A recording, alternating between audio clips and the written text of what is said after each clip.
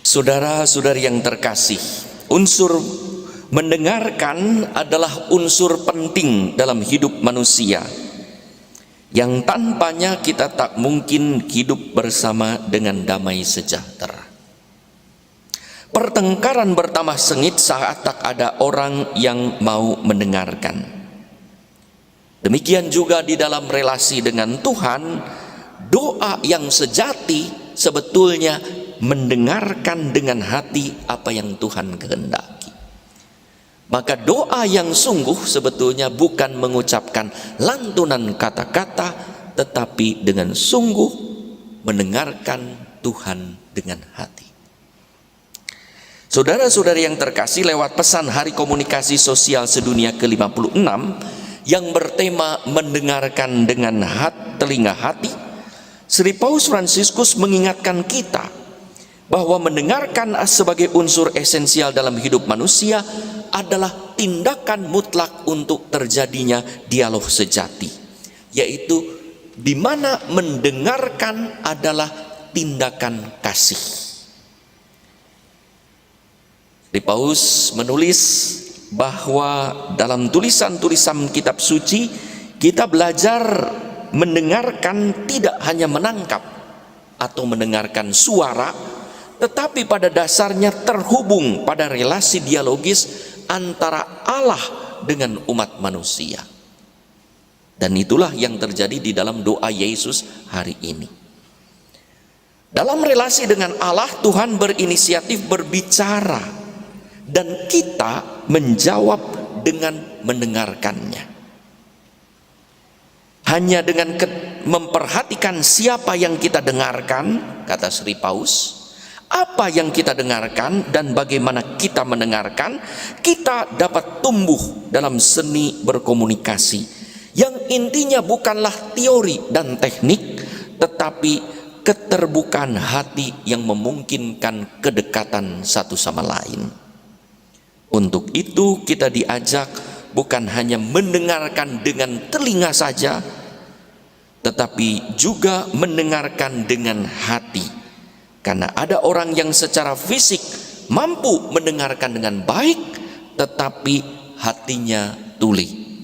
Sebaliknya, ada orang yang mengalami gangguan pada telinganya hingga tidak dapat mendengar dengan sempurna, tetapi sungguh mampu mendengarkan dengan hati.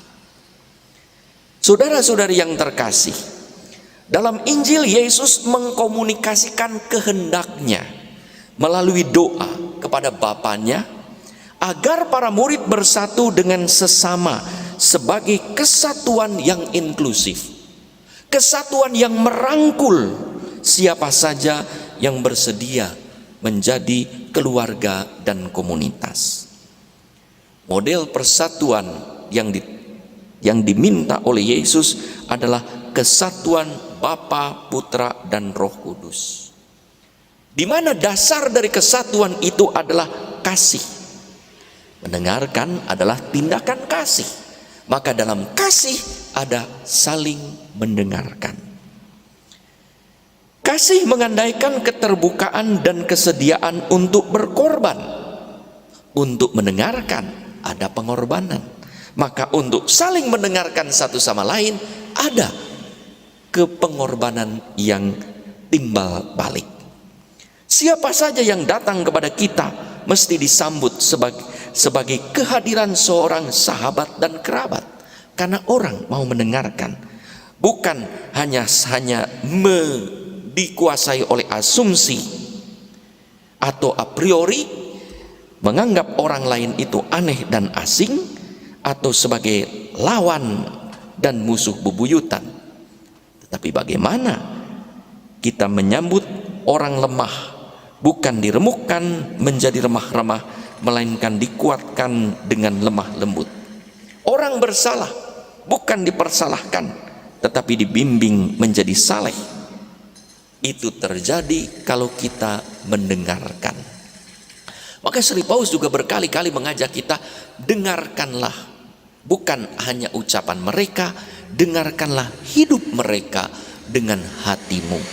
Karena apa yang dirasakan Jadi mendengarkan juga mendengarkan, memahami perasaan orang. Saudara-saudari yang terkasih, perbedaan itu memperkaya hidup. Persatuan sejati bukan terjadi karena kesamaan, apalagi di permukaan, melainkan karena perbedaan atau mungkin kontras yang melebur diri dalam dinamika hidup yang terus berubah dengan dasar ada kesamaan. Jadi berbeda boleh, tapi ada kesamaan, yaitu kesamaan kasih. Itulah komunikasi yang dikembangkan Yesus dalam karyanya.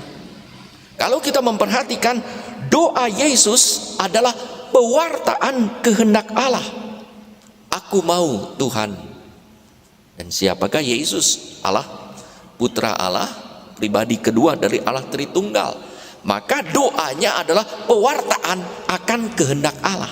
Maka apa yang didoakan oleh Yesus itu adalah perwujudan kehendak Allah, apa yang dikehendaki oleh Allah. Maka doa Yesus sebetulnya mendengarkan Allah berbicara. Maka ketika membangkitkan Lazarus, Yesus berdoa, Bapa, aku tahu engkau selalu mendengarkan doaku. Kenapa? Karena Yesus selalu mendengarkan Allah, maka dalam doanya adalah apa yang ia dengar dari Allah.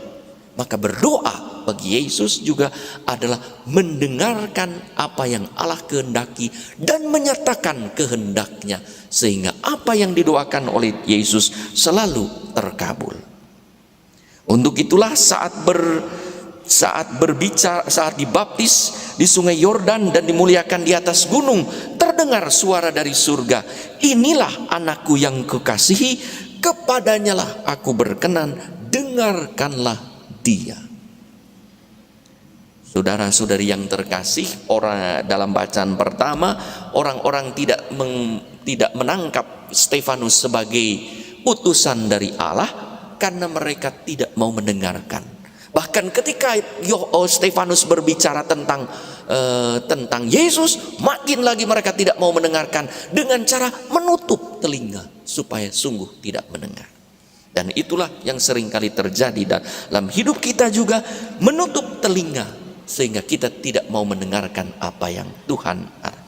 Mungkin tidak menutup telinga ini, tetapi menutup hati, telinga hati, sehingga kita tidak mampu memahami kehendak Allah.